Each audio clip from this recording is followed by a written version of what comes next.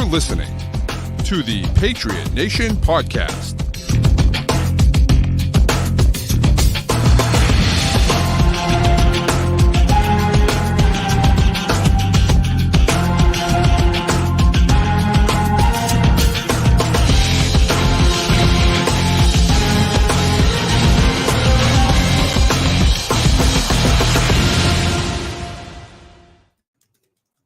All right, welcome into another edition of the Patriot Nation Podcast, of course, brought to you by Prize Picks, the official daily fantasy sports app of CLNS Media. Download the app and put in the code CLNS and get a first deposit match up to $100. So that's Prize Picks, and download that app now. It's your boy Pat Lane here with my guy Matt St. Jean. It's the final mock draft Monday of the pre-draft. The whole thing, dude, it's been a long time. And right now, we're both pissed because the friggin' Bruins blew it at home against the flippin' Maple Leafs. Just, it's a brutal game. Brutal game. I think what's frustrating about that game tonight is that this is the third year in a row where we've had a playoff series where it's like you got defensemen that can't get the puck out of their own zone, and that is just absolutely killing you despite everything else. Like that just bogs down the entire thing. It's like having a football game where every single possession you're starting at like your own 15-yard line. Yeah. Like that's what this felt like. And look, Charlie Foxtrot mentions, I know, and just referencing the Bruins game. And listen, I get it. The Charlie Coyle play certainly was questionable. I know he did punch him back in the face, but it was certainly questionable. But either way, I mean, at that point, yeah, sure, they could have been up 5-on-3, but like they had a 5-on-4 power play and were just cycling the puck in their own end. Like they couldn't even get the puck on net.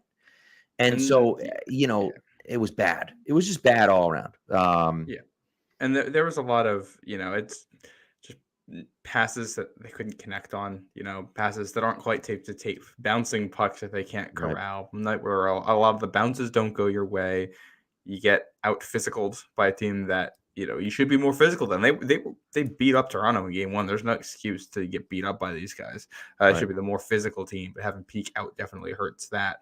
And, it's playoff hockey. I think the officiating had some real errors in it, but if you're waiting on the officiating to bail you out in the playoffs, you're going to be out in the first round. So that's correct. Got to find a way to perform anyway. And, we're talking about an official's mistake away from having a slightly better power play, away from maybe tying the game just to have a chance to win in overtime. Like, you just got to play better.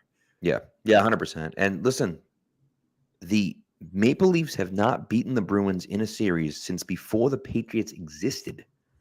Yeah. And so you absolutely cannot lose a series to these flipping guys. And I'll tell you, Austin Matthews is incredible. Austin Matthews might be the best player on the ice.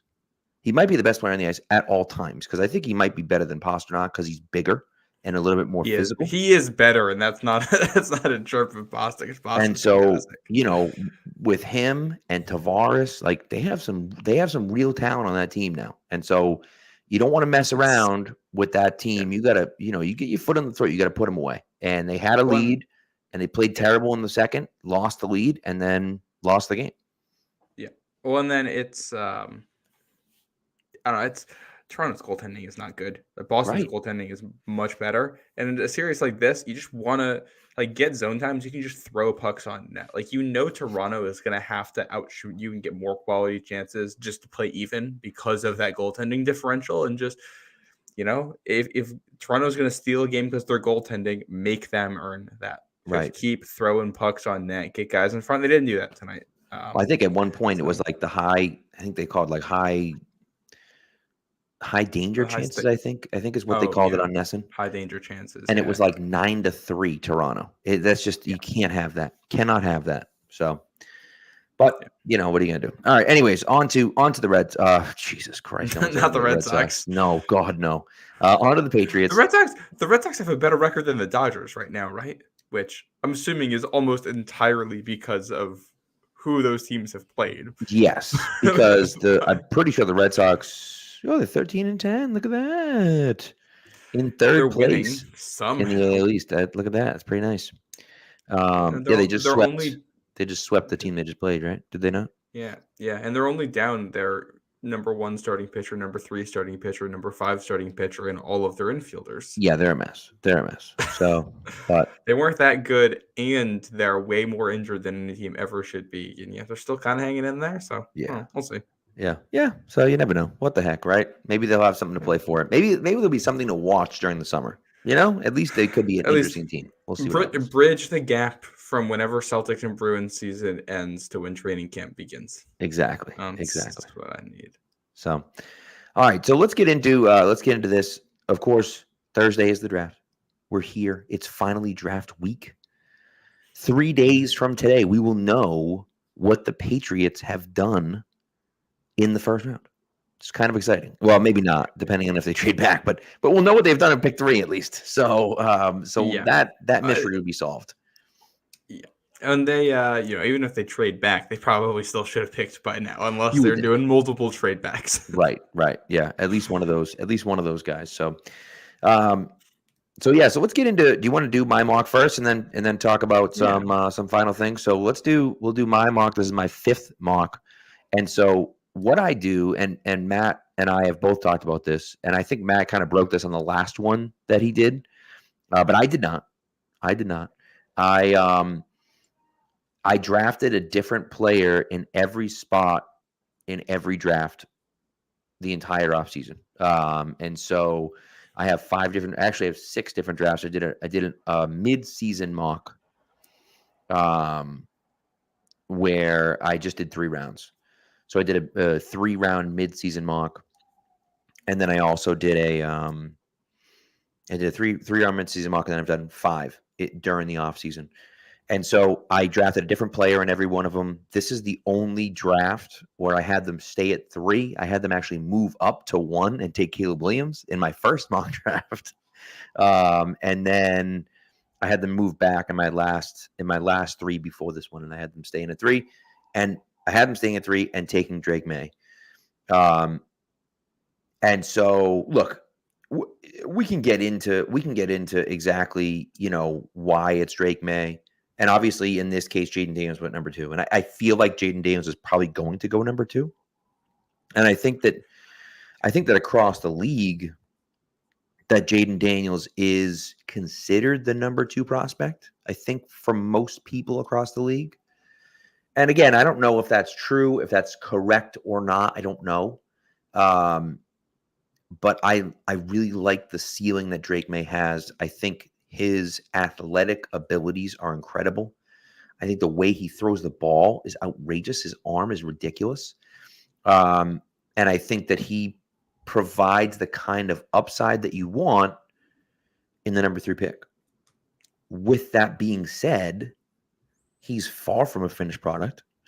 He's not going to start right away. He can't start right away, in my opinion, I don't think.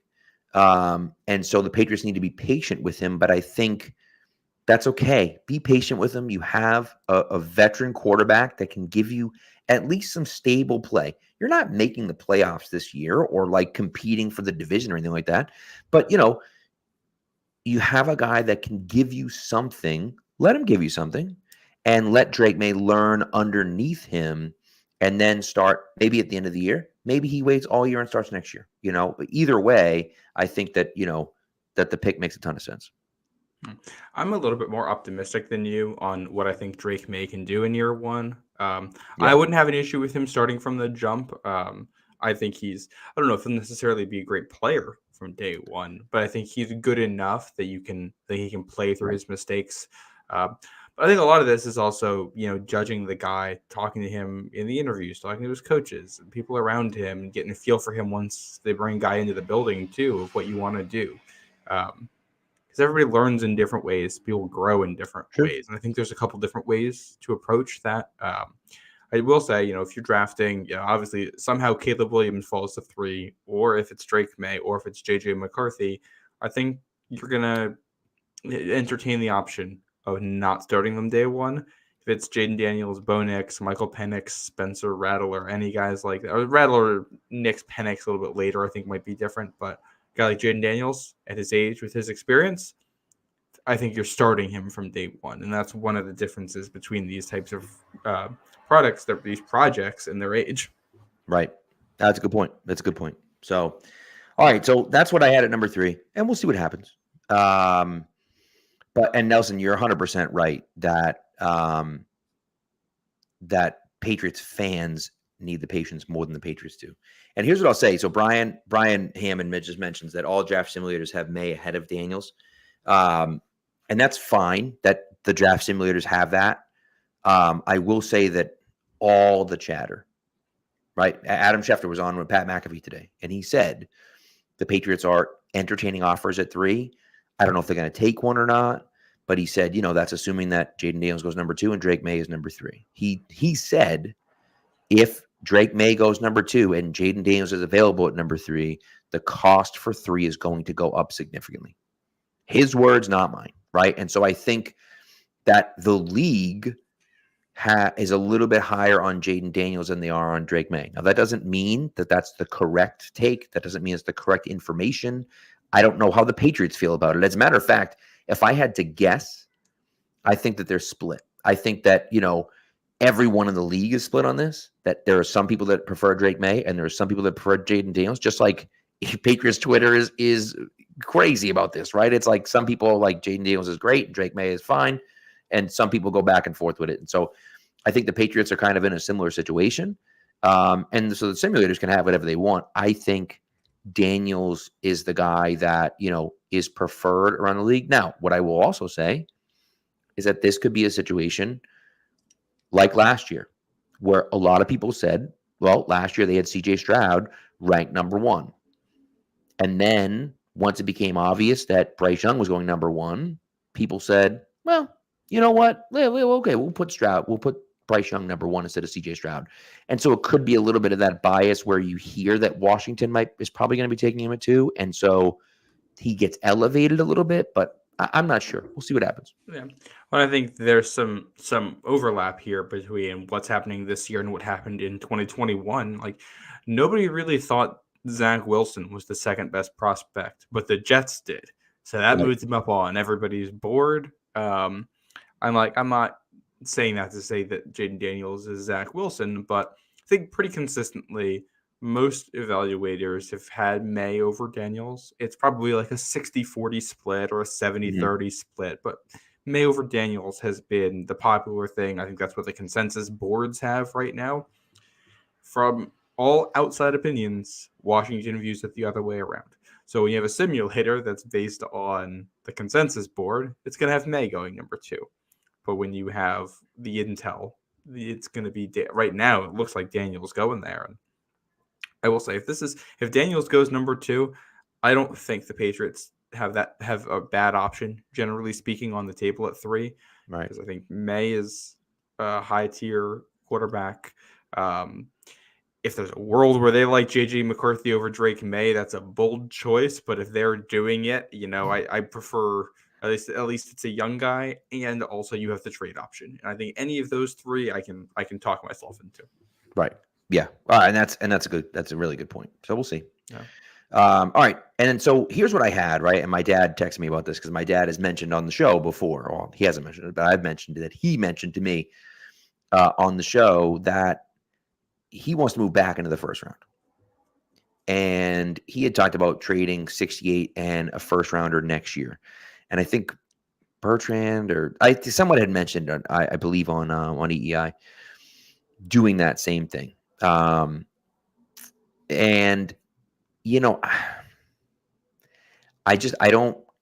Giving up a first round pick next year, I think, is a mistake.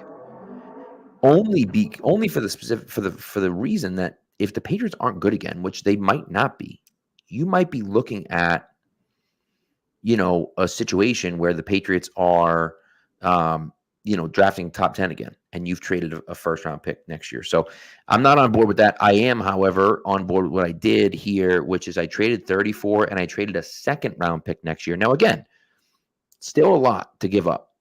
Okay. But hear me out. Here's why. Okay. If you look at the draft order, right? If you look at the NFL draft order, and here's the big thing about the draft order, right? What you have to consider about this is that the Vikings have picked 23.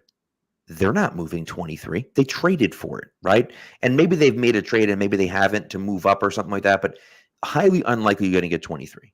24 is Dallas. I assume Dallas is going to want to take a tackle at 24, you would think, especially if a good one is there. 25 is Green Bay. So again, they might take a tackle. David Bakhtiari, left this year. Tampa's probably not going to take a tackle. And so, but anyways, so the idea was I needed to get ahead of Dallas, and I didn't think 23 was a possibility. So I had to go all the way from 34 to 22. That's a big jump. Mm-hmm. And so I said, well, if you're going up 12 spots, give up 34, give up a second round pick next year. And that's what I did. And so I moved up and I took Troy Fontenot from Washington, left tackle. He is strong as a bull. He's got great athletic ability.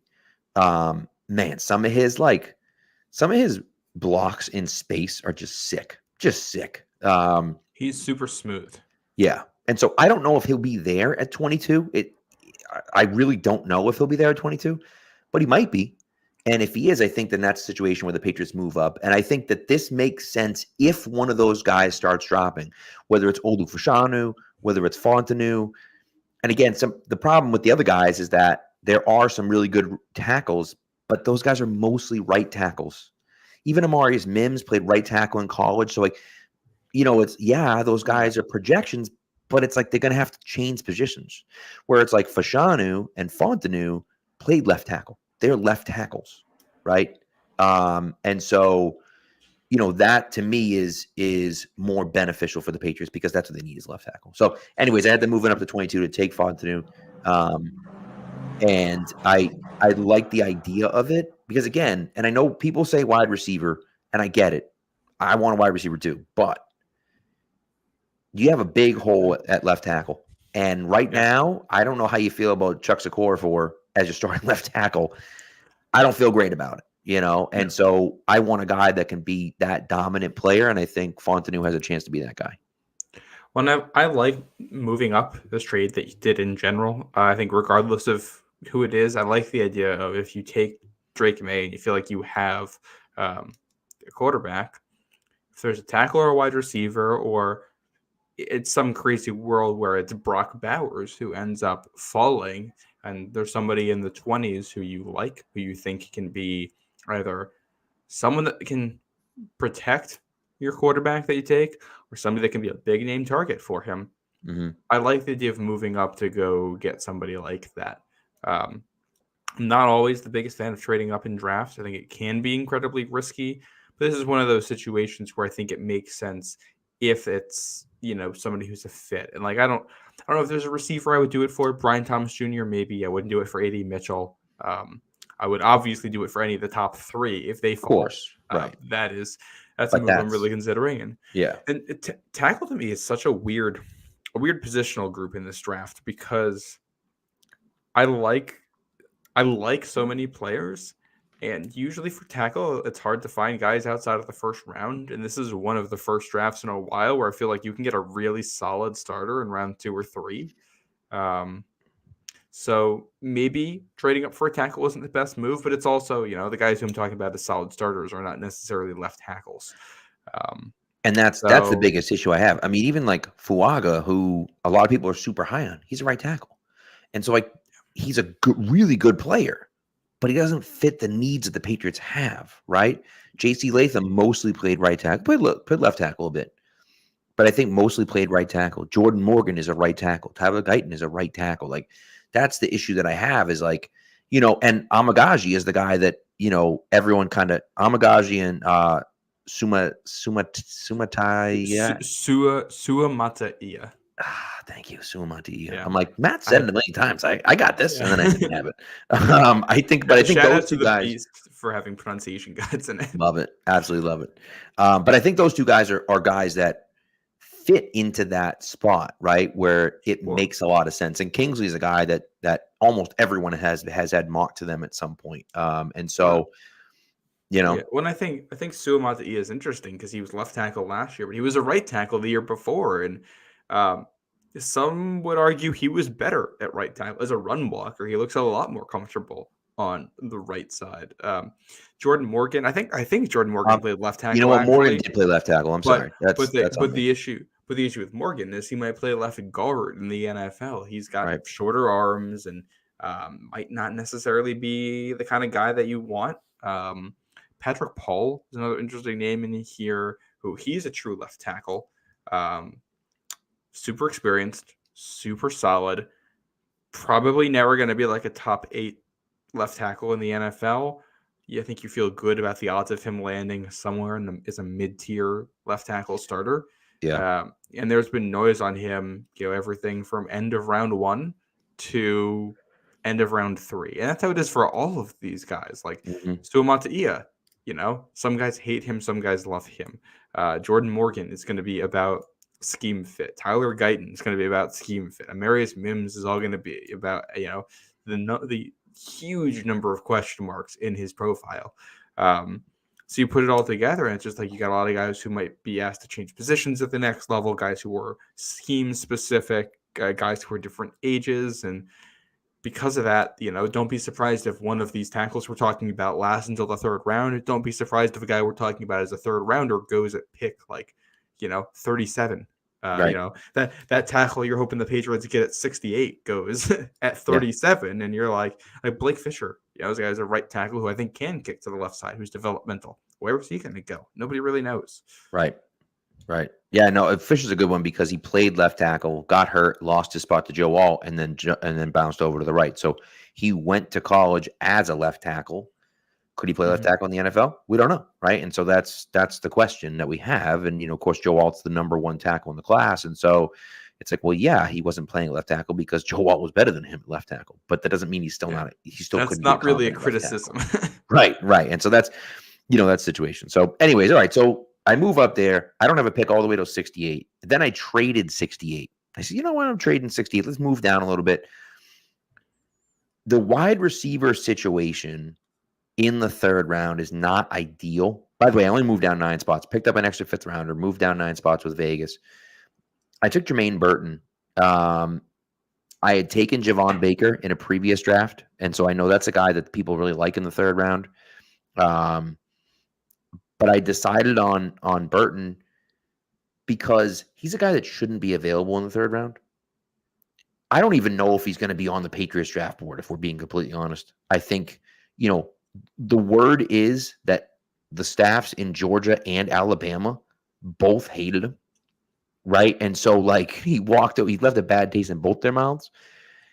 He just doesn't seem like a hard worker. He doesn't and so that's an issue.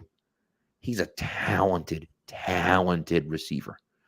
And so at a certain point, either a team is going to bet on that they'll find that talented receiver in there somewhere, or a team is going to look at it and say, at this point, it's worth taking the flyer because the guys around him are not guys that can do it, right? And so I think that it's the balance of of where should he go.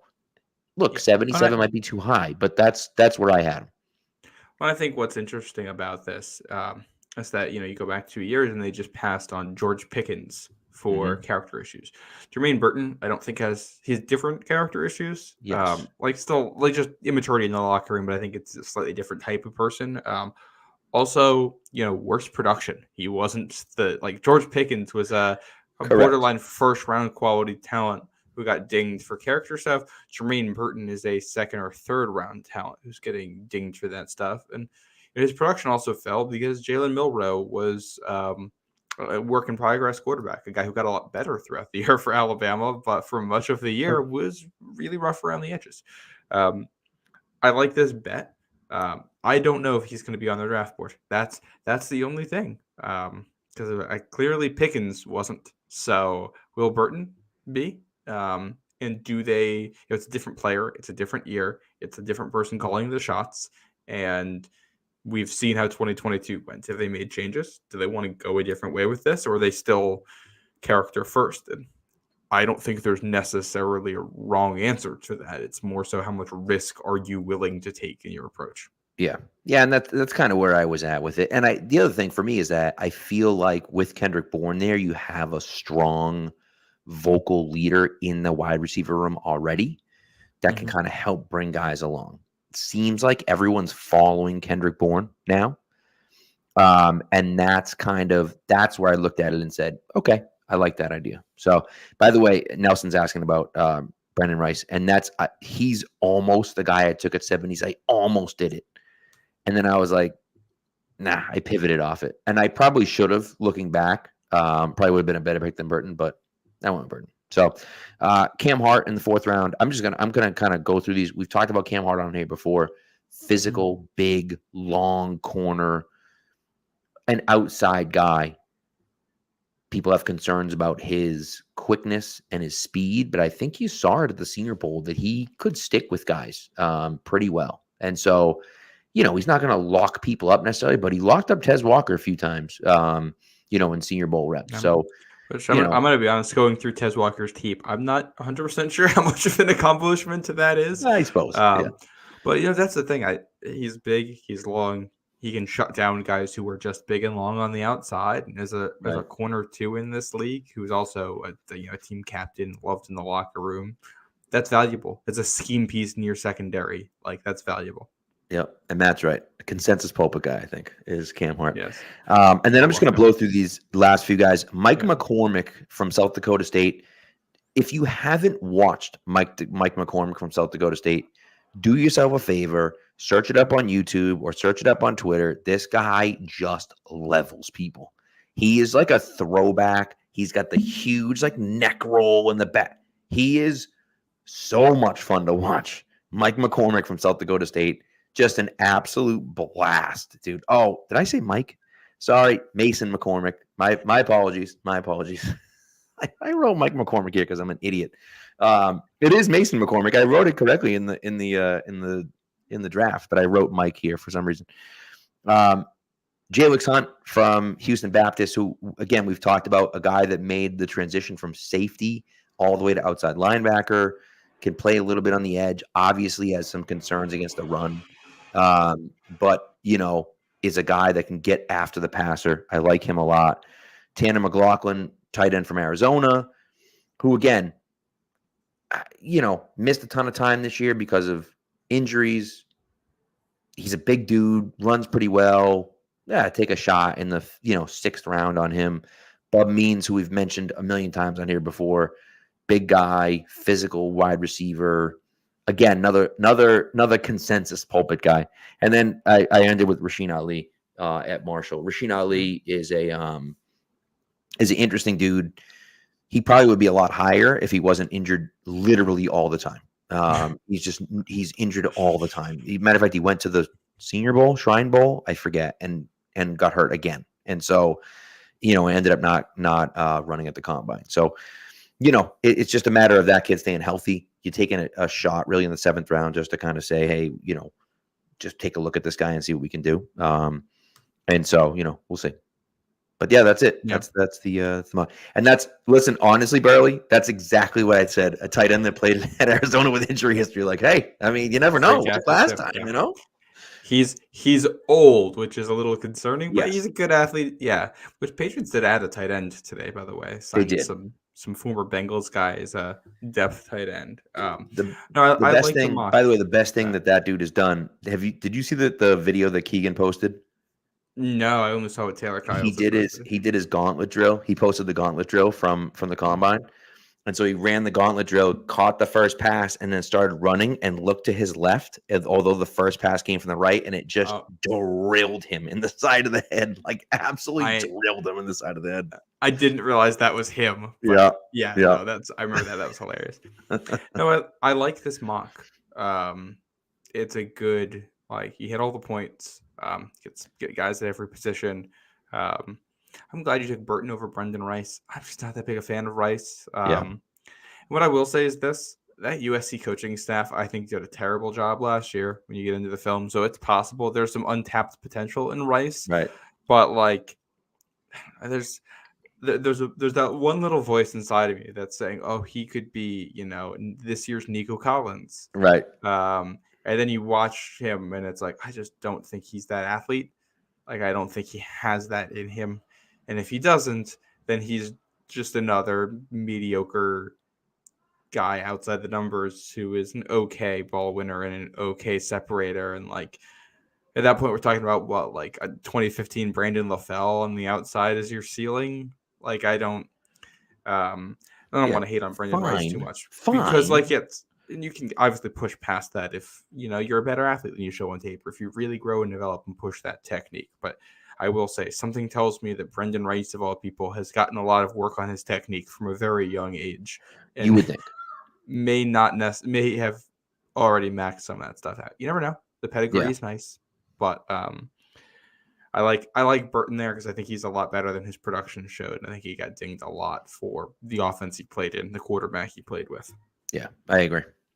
So we'll see. We shall see. But anyways, that's the mock. You can find it on Pat's Pulpit. That was my final one, obviously, of the off season, and it's been fun. I love doing it. Last year I think is when I had the idea to like draft a different guy in every draft, and again the reason why is because there's so many players in the draft, and in the first few rounds you can only draft so many guys, but in the fourth and fifth and sixth and seventh round you're just taking flyers on guys, and some guys people are like, wait, who is that?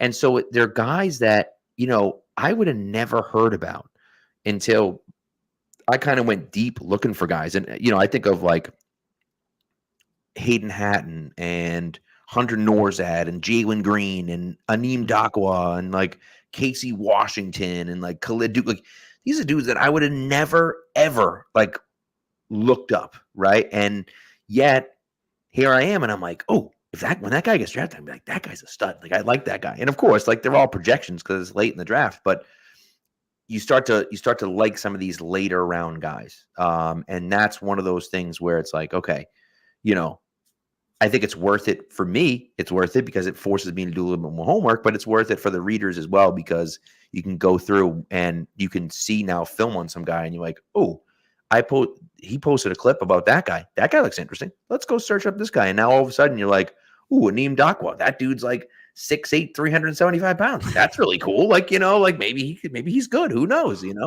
And so, so anyway, so that's kind of, that's kind of the theory behind it, So, yeah. I know we're going to do fan mocks. I know we're going to take a break. Do we want to talk about the Diana Rossini tweet earlier? Yes. Should let's take a break first. We'll come back. We'll talk about Diana Rossini. We'll talk about what we think the Patriots are going to do at 3. Yeah. What we think they should do and what we think they will do. Yeah. Right? So 2 different things, maybe the same thing. I don't know. Before we take the break, and I'm going to mention this a few more times, but take a look at this. Take a look at this right here. This is a sweet. Look at how clean that is, dude. I love the. Nice. I'm a big fan of the Forever New England patch. Like how sick is that, dude? And having all the state outlines with the so Pat cool. Patriot with the Pat Patriot on it is dope. So this is the official Patriots draft hat. We are going to be giving this away on the live stream on Thursday night. Now we're going to be streaming from probably 7-ish. May not be exactly 7, but 7-ish, between 7 and 7:30, all the way until the very, very, very end of the first round. And that's probably going to be around midnight. We're going to go all night long. We're going to have a ton of guests on. And we're going to be auctioning off, well, not auctioning. We're going to be raffling off that hat. All you have to do is be subscribed to our YouTube channel and comment on, just literally make a comment. Like a bunch of people are in the chat right now. Make a comment in the chat. You'll get entered into a raffle. We'll draw it probably halfway through the show. And then we'll get that hat to you. We did the same thing last year, but here's the thing. If you're watching on the CLNS YouTube, we're not going to be on the CLNS YouTube. We're going to be on our YouTube only, the Pats Nation Network YouTube. So you got to go to Pats Nation Network and subscribe there.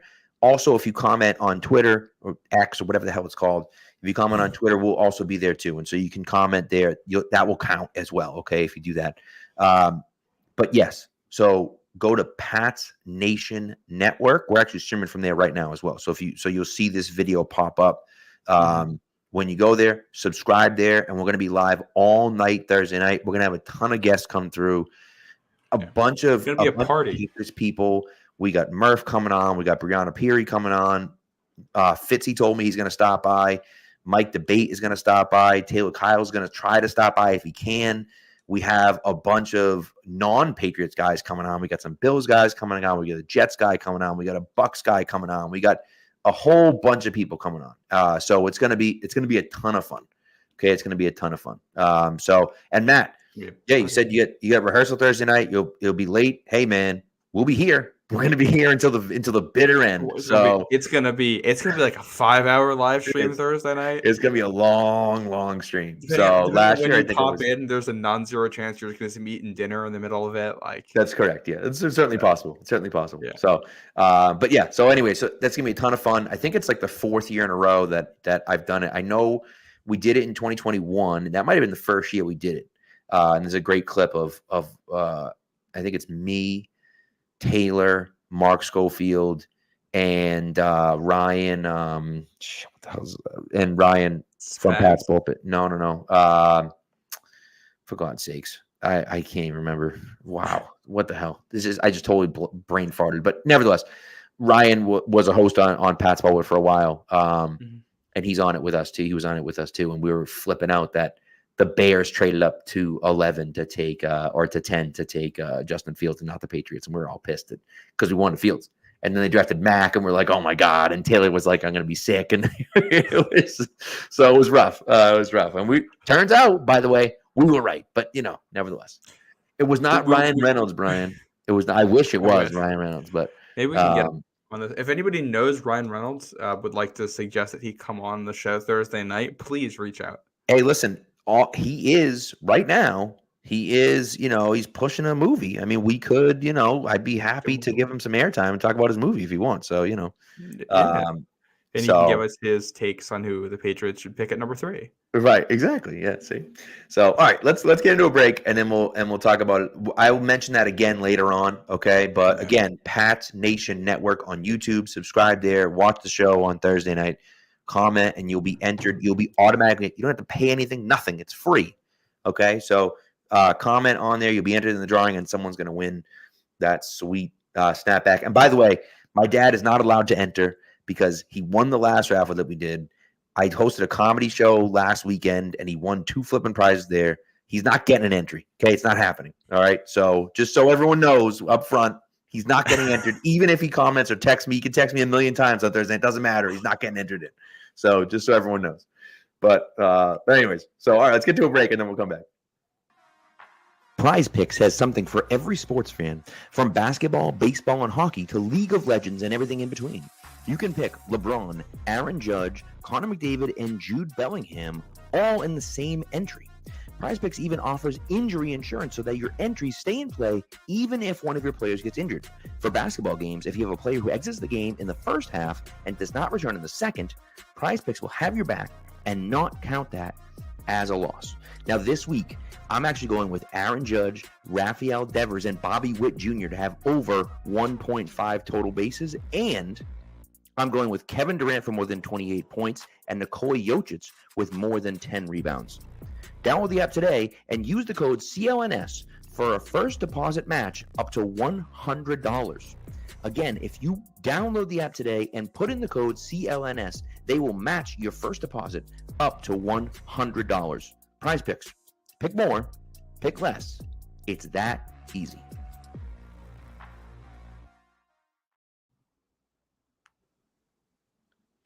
All right. Okay, so let's get into Diana Rossini a bit, and then we'll talk about what we want them to do at 3, what we think we'll do at 3, and then, I don't know, it doesn't matter. In some order, we'll get through that.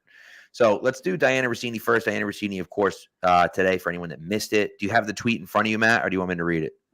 If you have it, I don't have it in front of me right now. Yeah, no, I can get it very easily. Whoever gets to it first. Oh, here we go. It's a race. It's a little race. Yeah, this is riveting content right here for everyone, I'm sure. I got it. Diana Rossini this afternoon tweeted, New England Patriots are listening and taking calls from teams looking to move into 3. While Elliott Wolf is running point, I'm told Patriots president Jonathan Kraft is heavily involved in the decision making. Oh my God. I mean, what the hell, dude? That's like the last thing you want to hear. Like the very last thing you want to hear. It's freaking Jonathan Kraft being in it. This is not, no. You're the owner. Shut up and sit in the corner. Like, stop it. And here's the thing. It's going to be the pick that starts off, this next era. The owner is going to be involved. I have no issue with the owner being involved. So when you throw that heavily in there, to me, implies some actual say on the decision making. Like if it's involved, if Jonathan Kraft is involved might mean that he is just like listening on the phone conversations when trade offers comes in and just like, making sure he knows what's going on in the process. Right. Heavily involved is like getting involved in. Honestly, to me, the biggest concern here with this, it does seem like the impetus, like it seems like the Crafts want to win now. Like they don't, they want to win as soon as possible. Which, side note, before I go forward on this, we didn't talk about it on the last episode, but the other thing that came out in that report about Bill Belichick was that Robert Kraft wanted him gone after 2022, and Jonathan was the one that talked him into having him stay. Which I think, we're talking, 8-9, 1 game out of the playoffs. Obviously, there's a lot of context around how that happened that leads you to a point where the owner wants you out. But it also, the goal here is to be in the playoffs every year. The standards are very high from this ownership.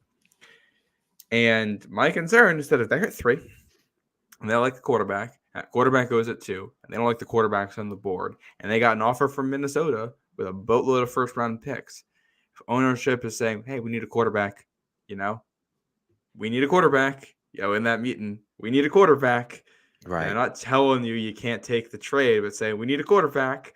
Then what was the point? What is the point of having Elliott Wolf if you're not actually going to let him do what he wants to do? Right. And that's the biggest concern. Right. And I don't know how they feel. My gut is telling me that they actually prefer Jaden Daniels to Drake May, but I do think that here's the thing. I think that they like both guys. The issue is you need to have patience. With a guy like Drake May, I think you need to have some patience. And so, the hard part for me is this. If Minnesota or the Giants, because supposedly the Giants are in on this too. If the Giants or Minnesota gets extra aggressive and is willing to make a crazy trade, do the Crafts say, no, we need a quarterback? Because if they do, now you're sitting there saying, well, yes, sure, we need a quarterback. Fine. But we have a guy that we think can be good, but we don't know for sure. But this team is mortgaging their future to come up and get this guy. Now, especially if it's the Giants. You're at 6 now with the Giants, and the Giants are willing to trade you 6 and let's just say it's 6 and their second round pick and their first next year.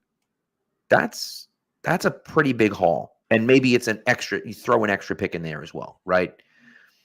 You're moving back 3 spots. Now you're not getting the quarterback anymore. But what you're guaranteeing yourself at 6 is one of 3 guys. J.J. McCarthy, if you like him. J.J. McCarthy, Joe Walt, or Marvin Harrison Jr.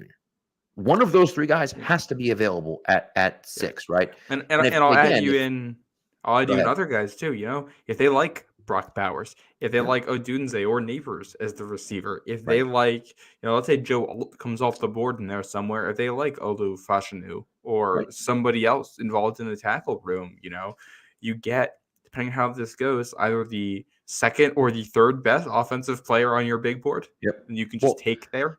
And there's also a possibility, if I'm the Patriots and you move 3, and then let's just say that 4 sits there. The problem is that LA, I think, wants to move out. LA wants to move out. They want to draft an offensive lineman. They could draft Joe Alt at 5, but that's rich.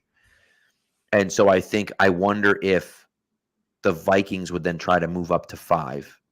Because I'm thinking if you're at 6 and you don't love what's sitting there, you could now take 6 and trade that back to Minnesota. And now you're at 11 and 23 and you pick up an extra first. Now you're talking about 3 first-round picks next year. The problem is that, like, do you need all those? Like, then it becomes like, all right, we're just stockpiling picks. So you got to take someone at some point, right? And so it's like, and it's a lot of that is also going to be based on, how their board looks. How many players do they have graded highly? If they have a whole bunch of tackles that they really like, and they know, whether you're at 6 or 11, you're taking one of these tackles you really like, then sure, go for it. If you think you're just taking best player available and you think it's a big drop from 6 to 11, it's going to take you a lot to move off that spot, I think. But yeah, no, I think there's a lot of trades on the table, and I think I don't like the idea of ownership meddling in that whatsoever. I'll also say, this is from Andrew Callahan earlier today, who laid this out really nicely.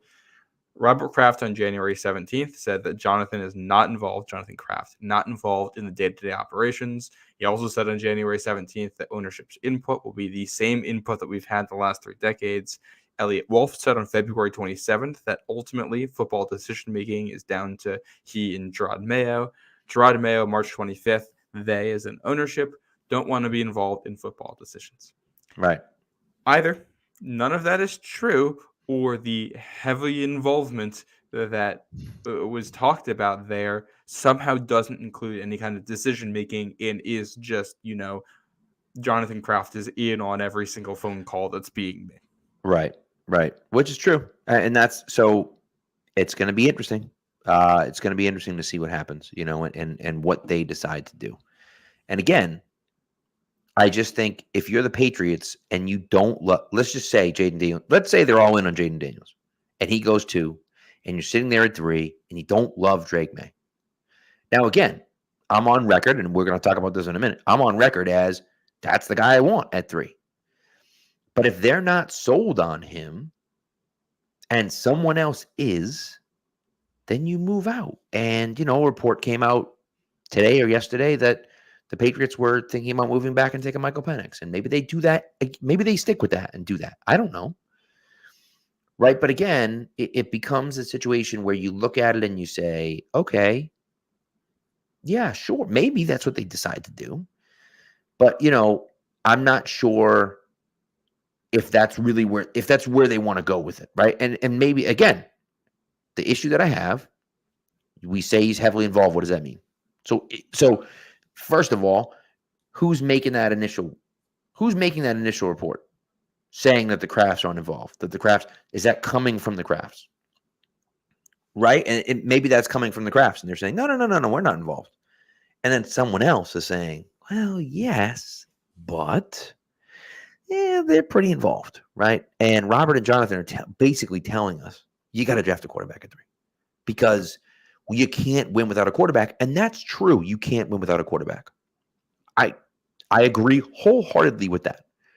Though I think the Niners have done a pretty good job of doing it, and the Eagles won a Super Bowl without a really good quarterback, and whatever. We can go down the list. But, like, realistically, to have a realistic shot, you need a good quarterback. I get that. But you also got to trust your evaluators and know that they know what they're doing. And if they're not high on Drake May and they think that he doesn't have the potential to be that guy, then you can't draft him, right? Regardless of how I feel about him, the hell do I know? Yeah. You know what I mean? And so that's the issue that I have. Well, there's 2 different conversations going on here. Because there's the one conversation that's the process conversation, which is internally, how are you arriving at your decision? Right. And then there's the second conversation, which is that decision a good decision?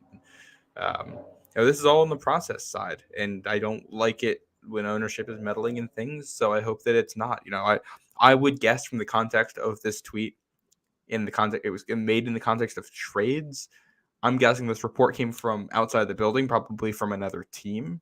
And I'm going to guess that's because when they've been having trade discussions, Jonathan Kraft has been involved in that in some capacity. And Yep. we don't know what that is, and I will say, if it's one thing, if Jonathan Kraft is using his leverage as part of ownership in negotiating talks for trade packages, that is fine to me, because that's more of the business side of things to an extent. And I think using his expertise in negotiating there, or at least his background in that, should help. If it's every time we want to talk to somebody in New England's front office, we're being redirected to Jonathan Kraft's office, that I think is a lot more concerning. And obviously, there's no way to know.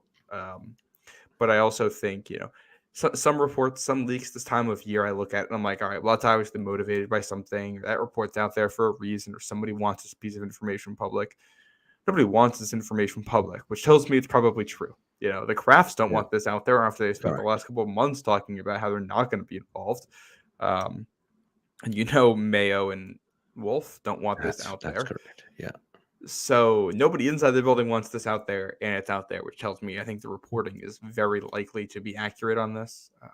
Also, I want to add one other thing here, which is that we've heard, I think, rumors about Elliot Wolf kind of almost having the job, like not in an interim basis, but like he is the GM right now, and then they're gonna almost reevaluate later this summer or something, or later in the spring. Like, there's been discussions about that. I don't know how much is hard and fast. And the other thing you worry about here is that even if ownership isn't really trying to meddle in the process that much, Elliot Wolf is sitting there saying, well, I might have to, re-interview for this position in a couple of months.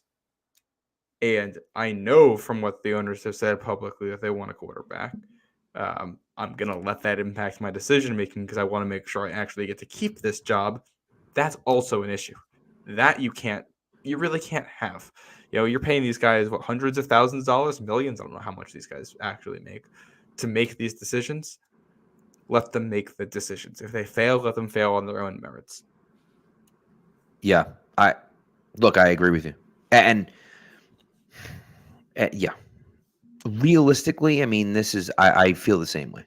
Like, allow him to make the decision, right? Like, you're giving him this opportunity, and you're using this essentially as one extended interview, right? And so, like, instead of letting him interview, I would just step in and do it for him. That's silly. So there were a few questions though.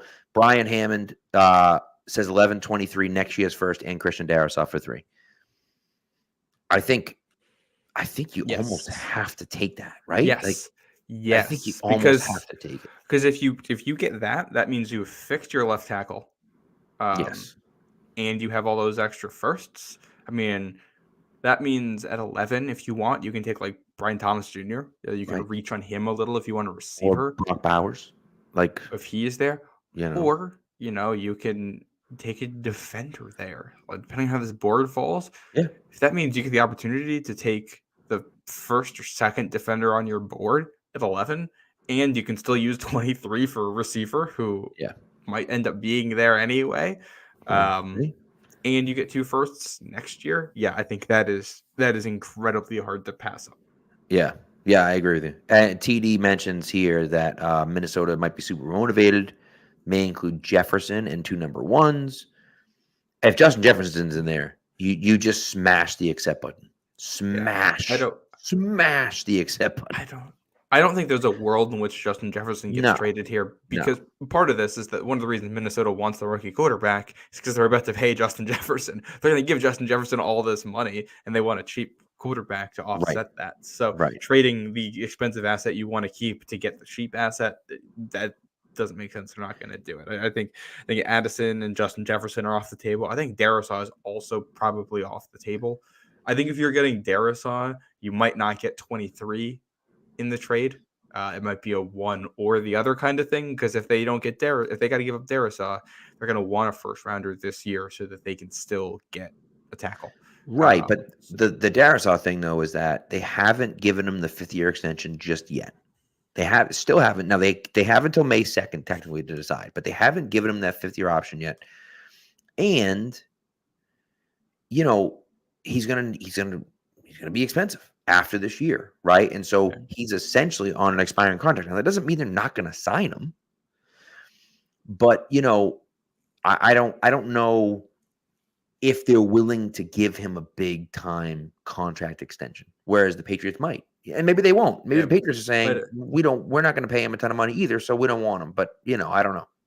but even then, I think they're still. I think if Darisaw is included, it's probably going to be 11 a first next year, a second this. They don't have a second this year.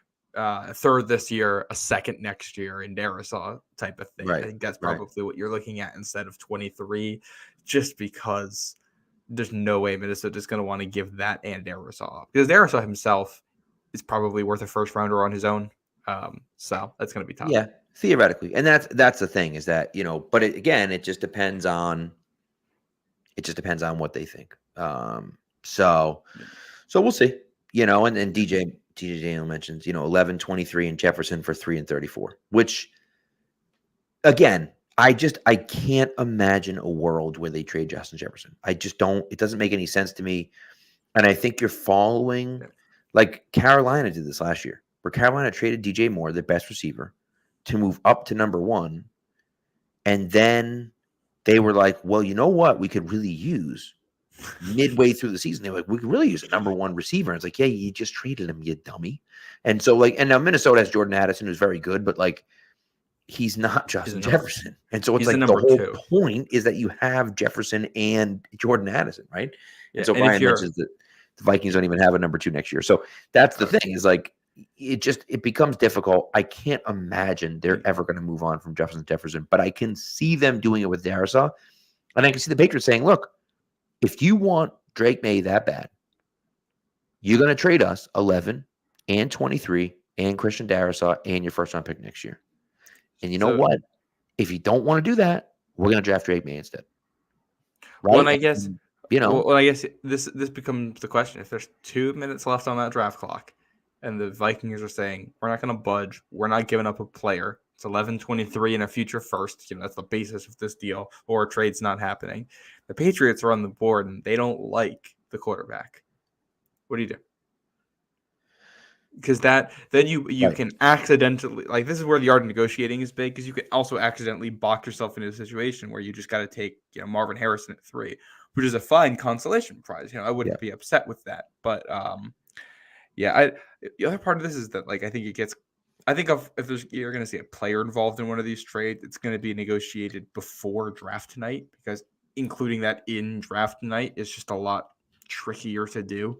So I would assume if it's 5 p.m. on Thursday and no deal has been made, and there's no rumors about a deal being made that involves a player from Minnesota, coming from Minnesota people or coming from Adam Schefter or whatever, assume any deal is going to be just picks. And I would assume that for the Giants. I would assume that for the Raiders, if they're trying to come up.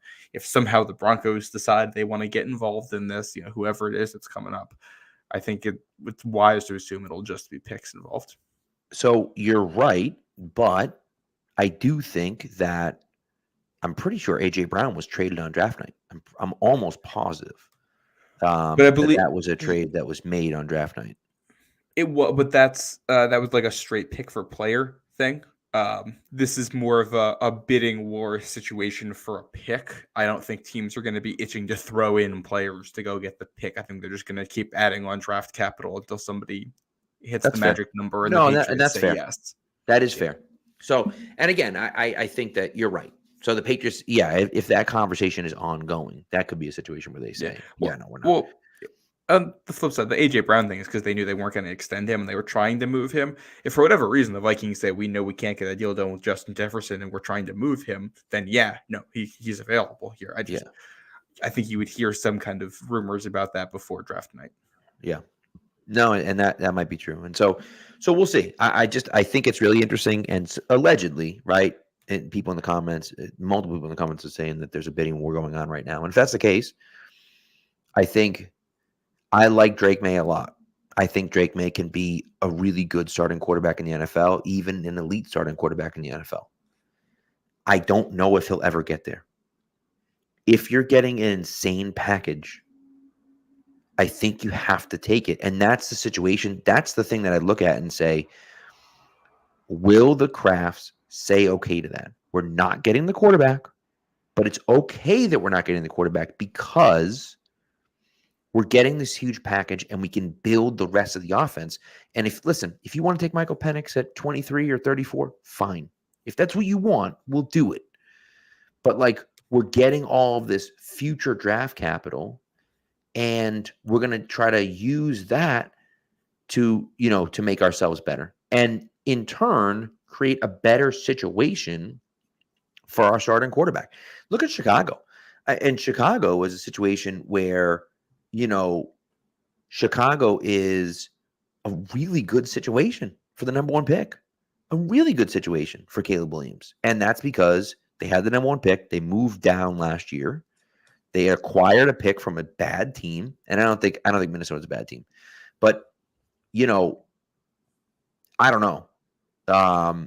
But they acquired a pick from a bad team, and now they have the number one pick, and they acquired offensive talent last year. They traded for DJ Moore. Now they've traded for Keenan Allen. They drafted a solid tackle. And so if you can build that thing around them, you never know what's going to happen. Remember, Joe Burrow was projected to be a 5th round pick before the year started.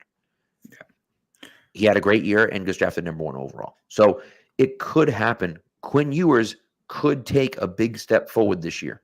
He could. Now, he may not. I don't think he's going to, but he might.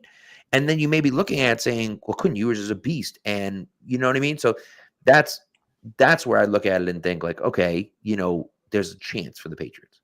Well, and I think the other part of this is like, if you have a quarterback problem and you take a quarterback that you don't think is going to be very good, you still have a quarterback problem. You haven't done anything to address that problem. Exactly. You may have addressed your backup quarterback problem, sure, but you haven't addressed your starting quarterback problem. I think that's the core part of this is who they think actually can address that. And if we want to give like predictions on what's going to happen Thursday night, I think they like some, but not all of the options available at quarterback. And if whoever we like is available at 3, they're just going to take the guy. Right. And if whoever it is isn't, they're going to trade back big time. And they get a big deal for it. And I think it's just going to be, I think we're going to find out on draft night which one of the guys it is they like based on who's available. And I kind of feel like they like May and they don't like Daniels at this point. That's kind of my guess, but I can't quite get a read on it. Yeah. Yeah. And I'm interested with that. I don't know how they feel about JJ McCarthy. I feel like they don't like Michael Penix. It's just a feeling that I get. They really didn't talk to him much. They did have him but they've shown very little to no interest in Michael Penix. They have the number 3 overall pick. He's not going 3rd.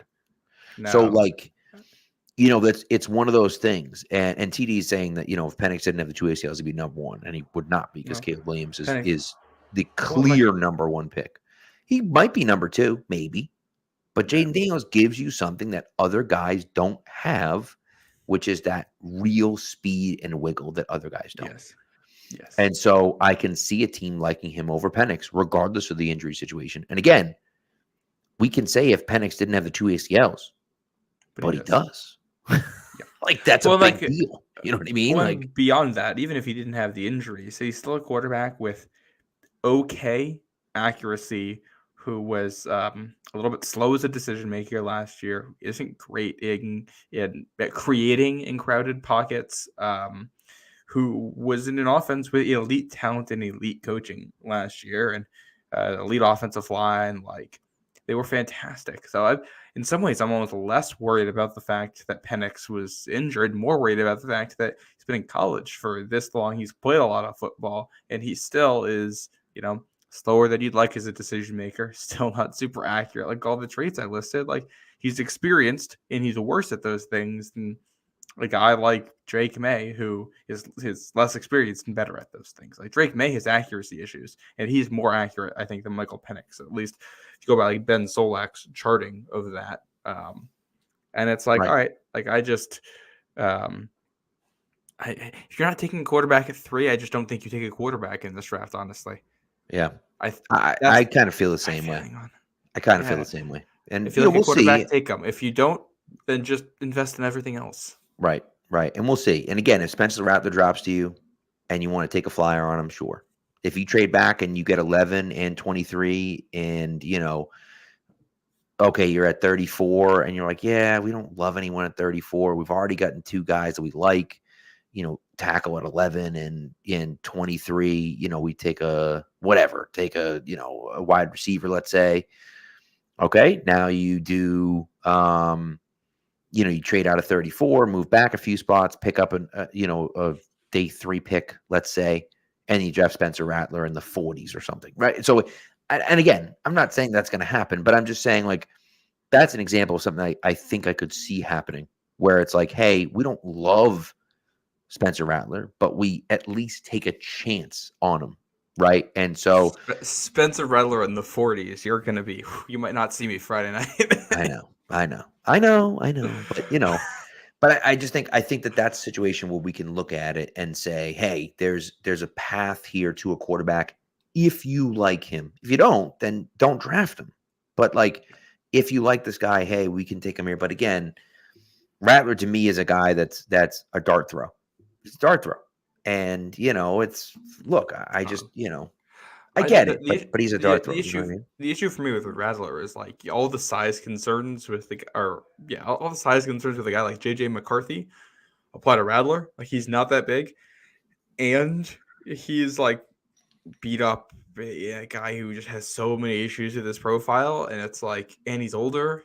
It's just, I don't understand. Like if you got to pick one of them, I would take McCarthy. If you have to pick like one or the other, yeah, McCarthy's going to be more expensive. I'd rather invest in that. We're looking at a spot like, I don't know if this were racing, you need a car that can hit a certain mile per hour. Right. Otherwise, you don't have a chance in the race. And we're arguing about a car that's 50 miles per hour versus 70 miles per hour. It's like, all right, like that's.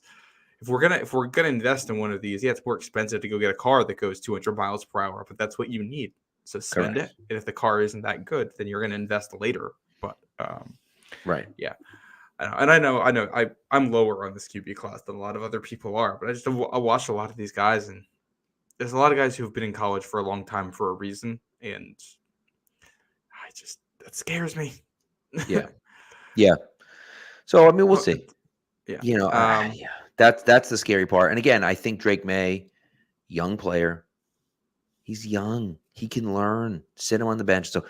So here's what would happen, right? And I guess let's just get into it because we're running kind of late here. But here's what I'll just say: if it were me, if I were sitting there at 3, assuming that Jaden Daniels goes number 2, or forget about it, I think I'm taking Drake May at 3, and I'm probably taking Jaden Daniels at 3. However, it's going to take less for me to move out of 3 if it's Jaden Daniels. Right? But I think either way, if Minnesota gives a crazy offer, I'm moving. Regardless of who's there at 3, if Minnesota makes a wild offer, I'm taking it. Because I think that both of these guys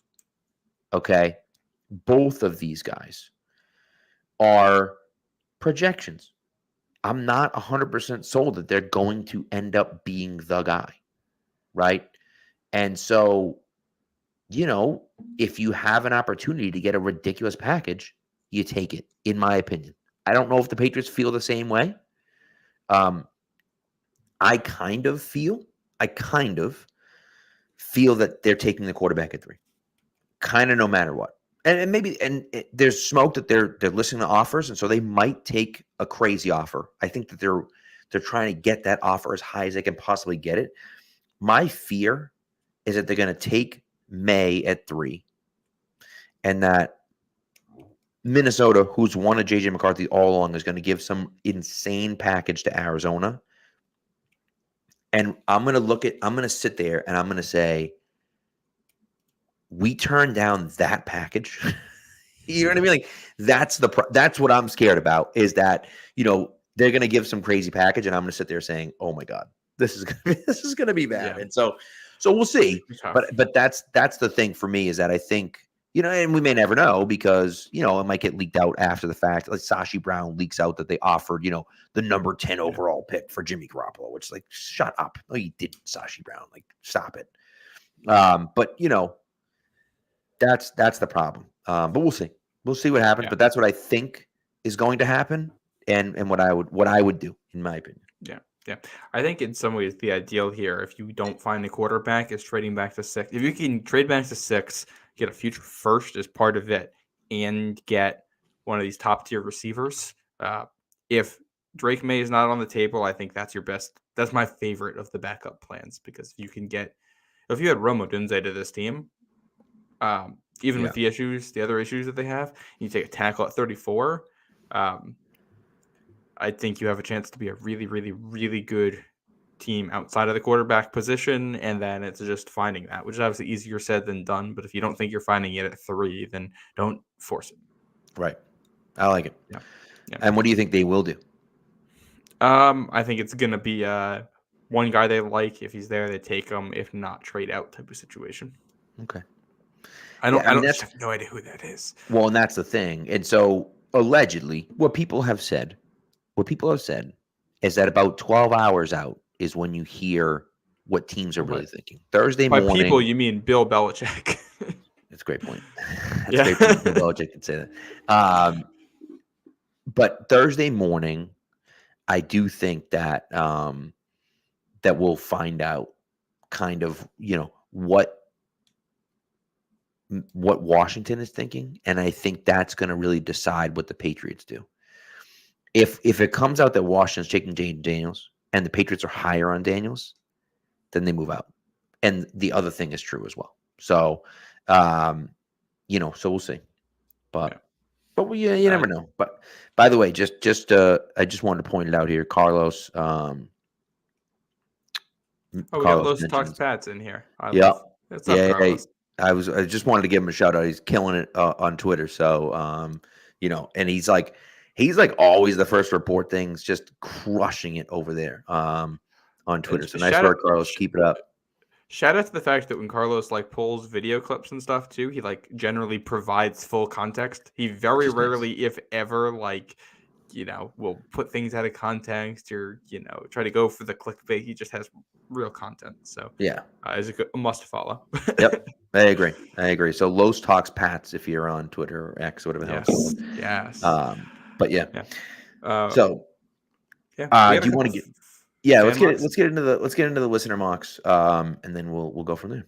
Yeah, we got just 2 to wrap this up. We'll start with one sent to us from a ways away. This is from Turkey. We got one from Turkey. Past fans in Turkey represent from Kagan. I'm not entirely sure how you say it. This mock draft has the Patriots trading back, taking Troy Fautanu at 15, Ladd McConkey at 34, Xavier Legette at 46, Michael Penix at 68, Jalix Hunt at 103, Jared Wiley at 137, Christian Boyd at 180, Hunter Norzad at 193, and Ryan Watts at 231. And you get a 2025 first from the Colts in this one. I'm not sure why the Colts are moving up to 3, but maybe they want Marvin Harrison Jr. They want the other Marvin in the building. Hey, I mean, it might be worth it for them. He said that they traded 15, 46, and their 2025 first round pick, which of course gives them the double dip at wide receiver. So this is a situation where I love this draft. This is where I'd be okay with Michael Penix. In the third round? Are you kidding me? I'd be happy with that. I don't think he's going to last the third round, but I think there's a chance that he slides because and listen, let's be honest, right? Let's be honest. Last year, do you remember last year when there was talk about Will Levis going number 1 overall, and then he gets taken in the second round, and so that's one of those interesting things for me that Penix is kind of feels that way, where it's you look at Penix and you just think he just got so much injury problems, and I don't know how much people. Now, listen, I think he's a great leader. I think he can absolutely sling it. But I'm not sure. But we'll see. Yeah. So, Yeah. but I love the idea of taking the left tackle and then double dipping at wide receiver. Will Leggett draft to 46? I'm not sure if he'll drop all the way to 46. Will Ladd McConkey be at 34? I think he probably will be. But like, you draft 2 wide receivers, you draft a tight end, you draft 2 defensive linemen, and an offensive lineman and a safety, and obviously a quarterback. And like that to me is like, I look at that and I'm like, that's it, dude. Like you've gone, you've gone a lot, I think, to helping and improving your offense. Now, again, can Rattler play? I don't know. Can either of these wide receivers really kind of step up and be the guy? I'm not sure. I like that idea. But by the way, Joe Milton's getting drafted in like the 6th round. There's no way Joe Milton's going at 60. That's wild. Yeah. Well, by the way, I don't think it's that crazy for Penix or Nix or whoever to be here at 68, because part of it is that, once everybody has picked once, that's usually where the top quarterbacks go. Right. If these guys make it out of the first round, which I think they will, you can kind of go anywhere. Guys can really start to slide once you hit day 2, because it's like, who are the QB needy teams who might be taking a chance on these guys? Like, I think the Rams are a possibility there. I think maybe the Browns are a possibility there. Yep. Browns first maybe pick is like 54 or something like that too. So yeah, maybe the Vikings, if they don't get somebody, if they get, but they don't even have a 2nd round pick. It's a spot where it's like, all right, you're kind of drafting a backup, or you don't love your starter. Like, it's a weird spot to be drafting a quarterback. So guys fall.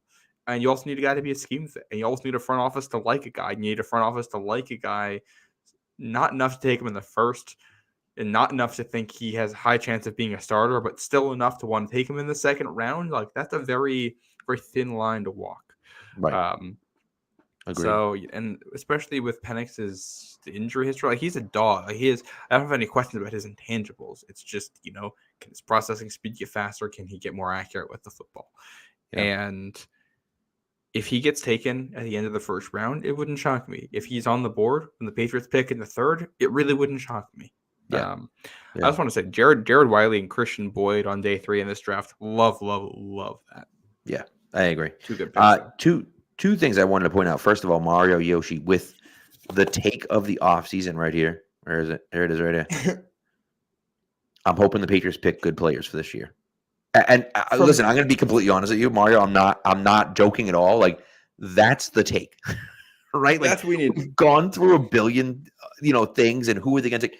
Ultimately, it doesn't matter who they draft and where they draft them. It just matters if they're good, right? And it's like, okay, great, take a quarterback. He better be good. Great, take a wide receiver. He better be good.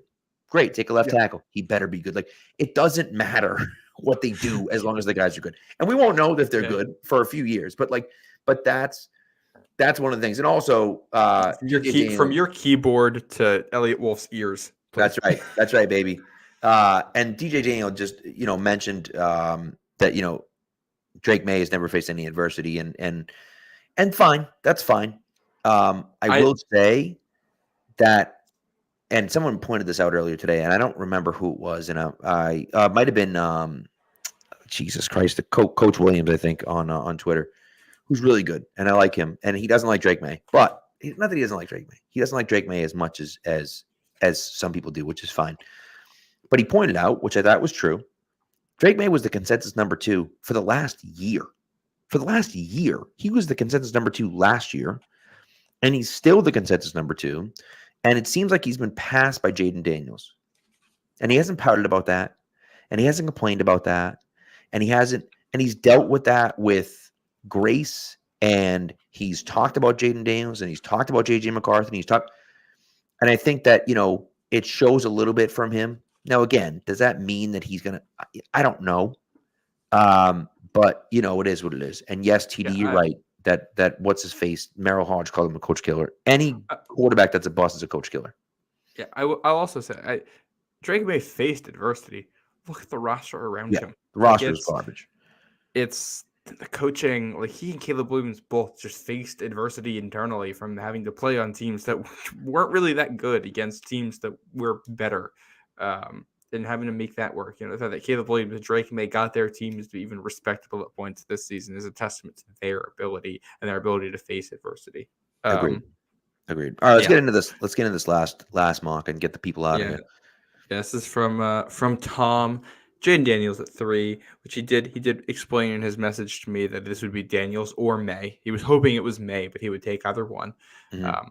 A trade back, Leggett at 47, Ben Sinnott at 68, Karana Magaji at 70, Cam Hart at 103. That's the Pulpit guy right there. Hey, Javon baby. Baker at 137, Dylan Lauby, shout out to the UNH kid at 180, and Christian Boyd at 193. I think Boyd's gonna go like 4th, 5th round. I can't imagine Javon Baker being there at 137 either, but I mean, I guess it could happen. But Jesus Christ, if he is, dude, sprint. Yeah, you run faster than him. Yeah, I will say because we went back and forth a little bit. One of the things I liked about this, I'm not as high on Xavier Leggett as other people. I think he's kind of going to end up being a big slot like matchup guy, who you kind of have to scheme plays for. If you draft Javon Baker, Baker can go play outside. Leggett can be your slot matchup guy, and I think that puts him in a position to succeed. So I like the thinking there of pairing those two guys together. Yeah, no, it's a good point. I like that. And look, I mean, yeah, for me, I think that it's a solid trade. It's a solid draft. Look, any draft with Ben Sinnott, I'm going to love any draft with Ben Sinnott and Dylan Lauby. Come on, let's get serious. And, Cam Hart and Christian Boyd, again, I like the idea a lot. Again, I would prefer Drake May over Jaden Daniels, but as he said, I do think that the Patriots are going to take the quarterback there. And so, if that's the case, then that means that whether it's Jaden Daniels or Drake May, that they're taking the quarterback. So we'll see. By the way, and again, I really don't want to have to do this again. But somebody was talking about, and maybe, hold on. Maybe it's not going to have what I have here, what I heard at least. But I had heard about, and I've talked about the wins above average before.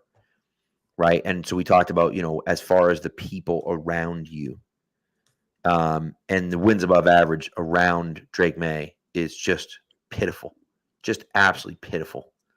And that's the situation for me, is that when you look at the advanced metrics, right? And I'm not going to get into all the numbers, but basically what it says is that the wins above average essentially said that you could essentially take out the entire UNC offense and replace it with literally average players from college football.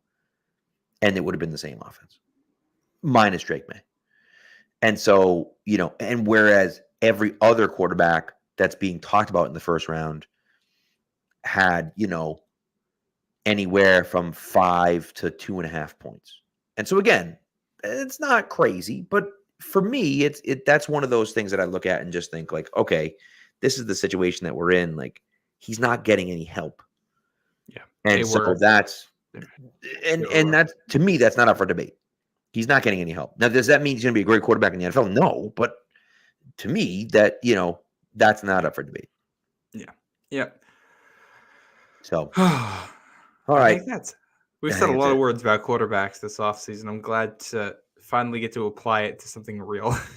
I know. And listen, and let's be honest, right? I don't think this team's going to be very good next year, right? It's not like I'm sitting here telling you that this team's going to be, a 10-win team and they're going to compete for. I don't think that's going to matter, right? But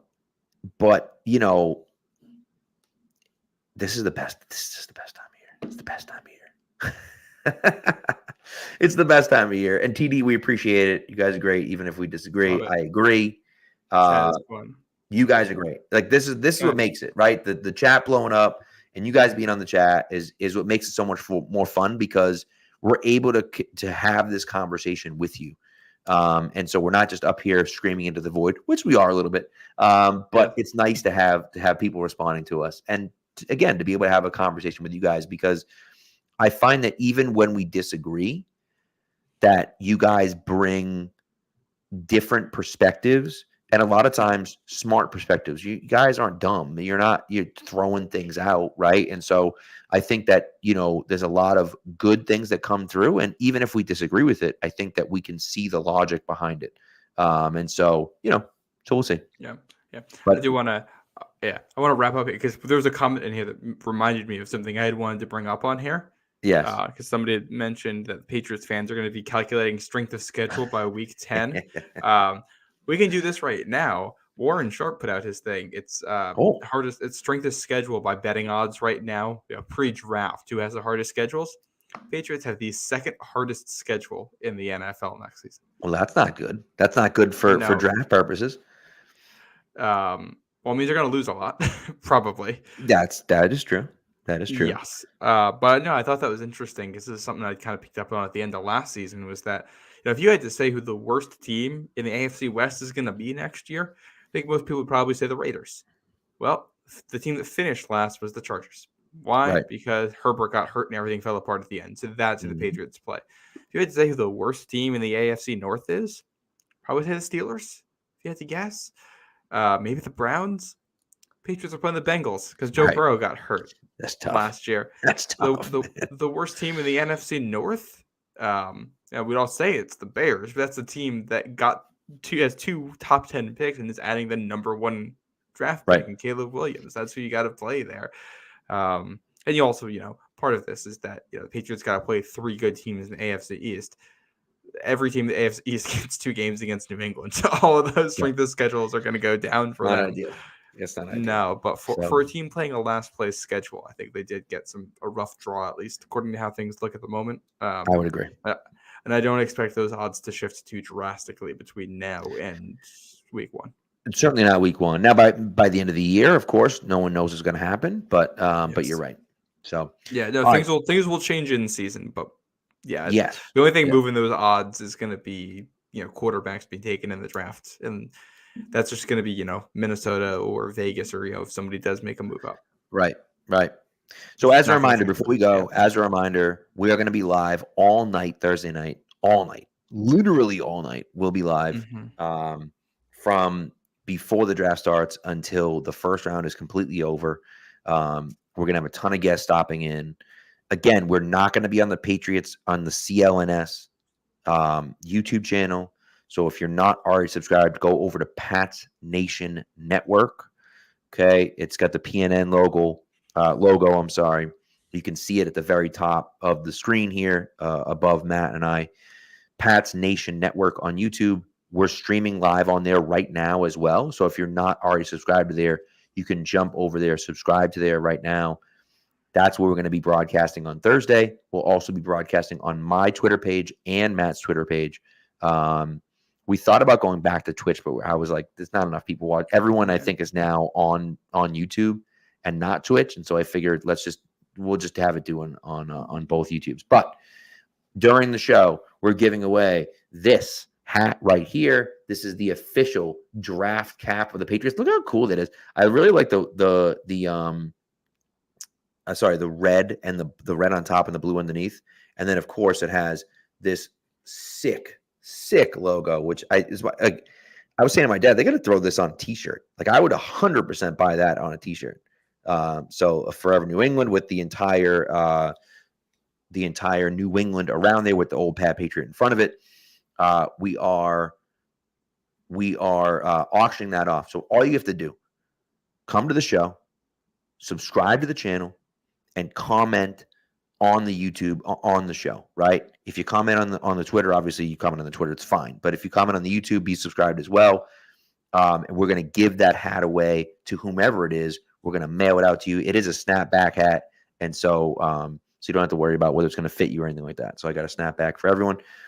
And then we'll mail it. We're just going to pick a name at random and go from there. And again, as I said, sorry, Dad, he's not invited into that lottery. So he's winning too many things lately, and so that's not happening. So, anyways, That's what we got. That's it. So we're Come gonna see you through. guys Thursday night. Come through on Thursday. A ton of guests. We're gonna have a ton of fun. We've Yeah. done it again. I think I've been doing it since 2021, and I love it. Yeah. And so it's a Yeah. lot of fun. It's a lot of fun every And year. and if the Patriots, do something we don't like, you may get the privilege of watching us break mentally Yep. on air. That's So correct. Yeah. coming to terms with So let's not do that. And let's Yeah. hopefully we get a pair of Bruins and Celtics wins in the interim between now and then. Certainly nice, wouldn't it? That would certainly be nice. Yeah. So Yes. all right. Well, thanks everyone, and we will we'll talk to you on Thursday night. We're finally there, people. We're finally there. So we'll talk to you on Thursday night, and and hey, we're here. It's gonna be great, and let's just hope they don't screw it up. I don't think they're gonna, but let's hope they don't. So, all right, guys, thanks again, and we'll talk to you Thursday.